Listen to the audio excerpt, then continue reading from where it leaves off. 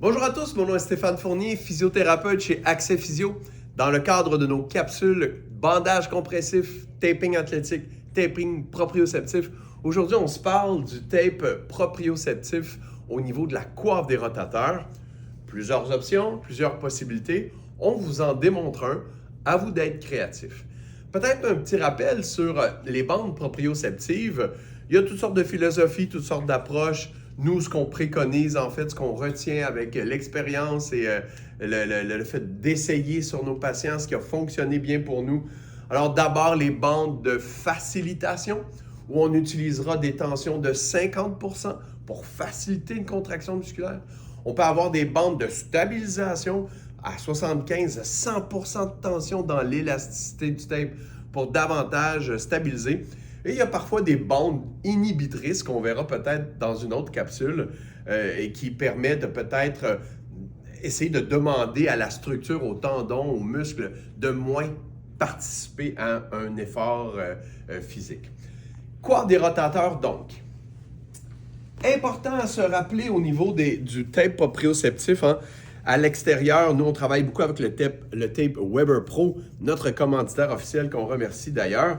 Alors, on voit qu'il y a des petites lignes au niveau du tape qui va nous aider à choisir la longueur de la bande. Parce que tout est une question de longueur quand on veut ensuite utiliser son élasticité pour être efficace. Remarquez que mes bandes sont coupées en rond. J'ai pris mes ciseaux au préalable et je me suis assuré que je n'avais pas des coins carrés, mais des coins bien arrondis. On a remarqué que le tape était plus stable. Il tenait beaucoup mieux quand les bandes étaient arrondies. Alors, passons immédiatement à l'application du tape. On aura une bande de facilitation de l'infraépineux, du sous-épineux. Une bande de stabilisation, d'activation, de facilitation au niveau du sus-épineux, supraépineux. On aura une bande ensuite qui aidera à stabiliser notre tête humérale qui a souvent tendance à être antérieure. On va essayer de lui donner une composante de stabilisation un peu plus postérieure. On va être ensuite créatif en essayant d'activer notre trapèze supérieur qui est souvent inhibé dans le contrôle moteur et bien sûr un autre qui est souvent victime d'inhibition, le trapèze inférieur. Un beau tape de luxe pour s'assurer qu'on a une belle activation de notre coiffe des rotateurs. Alors, comme vous voyez, mes bandes ont été coupées au préalable. À vous de juger des longueurs de bandes dépendant de ce que du gabarit du patient, bien sûr. Alors, ma première bande que j'aime utiliser, la bande d'activation du sous-épineux. Alors, mon épine est ici, ma fosse sous-épineuse est là. J'arrive comme ça avec mon tape. Remarquez que jamais je vais mettre mes doigts sur le tape. Si on se met à mettre les doigts sur le tape, ça ne colle plus, c'est terminé, on doit recommencer.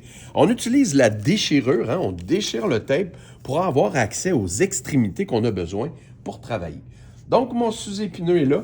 Ma cible est en sous-acromial. Alors déjà, j'anticipe l'angle que je vais donner à partir de ma fosse sous-épineuse pour dérouler mon tape doucement. J'ai toujours pas mis mes doigts.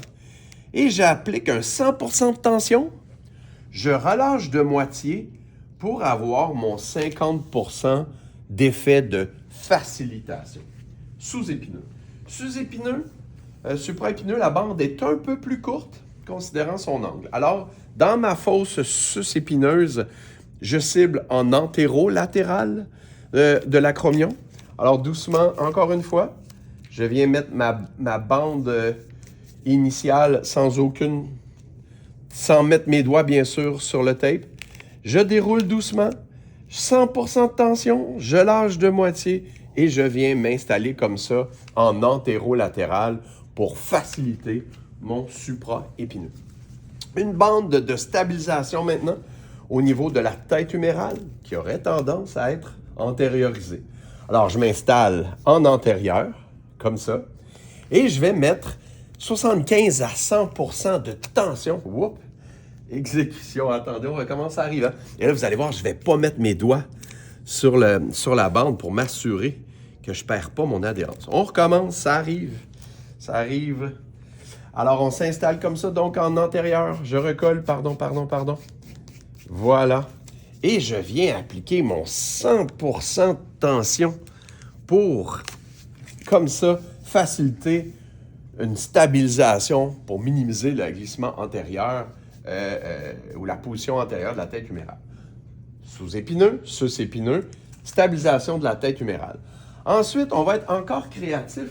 On va vouloir essayer de peut-être activer notre trapèze supérieur, souvent un des premiers à s'inhiber dans le contrôle moteur. Alors, je m'installe comme ça, en proximal. Les cheveux sont souvent un facteur. On fait ce qu'on peut. Alors, doucement, comme ça, je viens m'installer à la base de l'occiput autant que possible. Je viens m'installer avec une tension de 50% dans le trajet de mon trapèze supérieur. Tout à fait que je m'installe comme ça par-dessus les bandes précédentes.